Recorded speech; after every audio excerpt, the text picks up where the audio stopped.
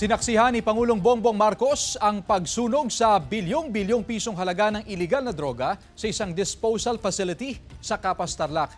9.5 billion pesos ang halaga ng lahat ng drogang target sirain ngayong araw. Kasama na dyan ang mahigit sa 1.3 tons ng floating shabu na may halagang nasa 8.8 billion pesos. Yan ang mga nakitang palutang-lutang kamakailan sa dagat ng Zambales, Pangasinan, Ilocos Sur, Ilocos Norte at Cagayan. Sabi ng Pangulo, gusto niyang makita ang proseso para masigurong hindi na ito maibebenta. 10 oras ang itinagal ang proseso na tinatawag na thermal decomposition kung saan susunugin sa init na 700 degrees Celsius ang kontrabando sa loob ng isang pyrolysis machine. Bago umalis sa disposal facility, nagpaunlak muna ng panayam ang Pangulo.